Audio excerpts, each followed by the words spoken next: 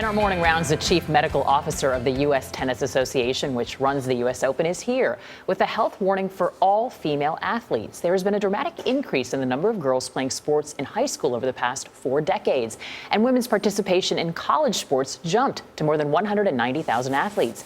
But many aren't getting enough calories and protein, and that can mean poor performance, bone fractures, and other serious problems. Dr. Alexis Colvin, who is also an orthopedic surgeon, is here with us at the table. Good morning. Morning. So this actually is a syndrome. What is it, and how do you explain to patients what it is?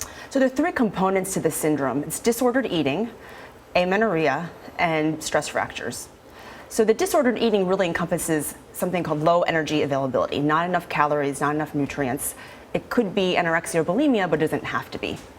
The amenorrhea obviously is not getting your period, and the combination of the 2 can lead to stress fractures. Is this a body image issue? It's a good question. You know, a lot of sports where we do see this syndrome are sports where body image is important. So figure skating, gymnastics, ballet. But again, it doesn't have to be. What I found so fascinating also is I had never heard that there is a limited amount of time that you build a certain amount of bone density up to a certain age and then it stops. So when should we really be aware? And is it just for athletes? No, so peak bone mass really occurs, the biggest buildup of bone mass really occurs in your teenage years. After about puberty, you don't really put on that much bone mass, and really after the age of 30, you're really not putting on any at all. So the teenage years are really the critical time to start putting on bone density. But when you say that, like calories, what should girls be eating in particular? Is there anything about the diet, whether it be the number of calories, that parents can say, here's a check sheet that I should be looking for?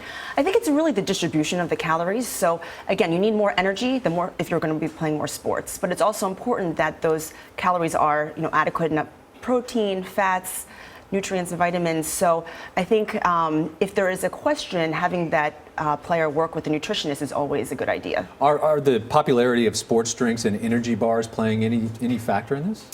Well, I think a lot of those energy drinks and sports bars have a lot of sugar in them, which is important, to an extent, but it's really not providing you with everything that you need for good performance and for all these other functions that your body needs. So I think a balanced diet with real food is really the key.